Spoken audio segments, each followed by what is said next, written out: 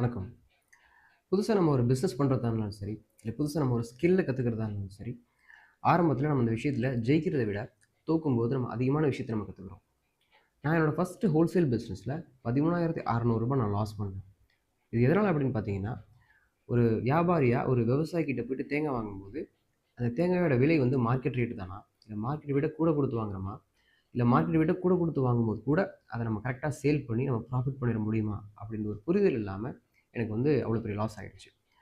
இந்த விஷயத்த எனக்கு கத்துக் குடுக்குறதுக்கு ஆள் இல்ல. அதனால நான் கத்துக்கிறதுக்கு என்ன பண்ணேன்னா, லாஸ் பண்ணி தான் நம்ம வந்து இந்த விஷயத்த கத்துக்க போறோம் அப்படின்னு முடிவு பண்ணி, ஒரு டெட்லைன் செட் பண்ணேன். இந்த லாஸ்க்குள்ள எனக்கு வந்து எந்த பிரச்சனையும் இல்ல. ஆனா இதுக்குள்ள நம்ம வந்து லாஸ் ஆனாலும் இந்த விஷயத்த நம்ம தெரிஞ்சுக்கணும் அப்படின்னு முடிவு பண்ணி, ஒரு 10,000 தேங்காய எல்லாரும் 50 காசு கூட குடுத்து வாங்கும்போது, நம்ம காம்படிஷன் காரணமா நான் ரூ. 1 கூட குடுத்து எடுத்தேன். அப்படி எடுத்து வழக்கம் போல எனக்கு பிசினஸ் லாஸ் ஆனுச்சு.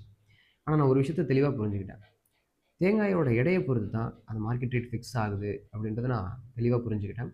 அடுத்த முறை நான் வந்து விவசாயிகிட்ட போய் பார்த்து தேங்காய் வாங்கும்போது, இந்த தேங்காய் இவ்வளவு தான் சைஸ் இருக்கு. இது இவ்வளோ தான் வெயிட் வரும். இதுக்கு இவ்வளோ தான் விலை வைக்க முடியும். அப்படின்ற விஷயத்த நான் புரிஞ்சுக்கிட்டேன்.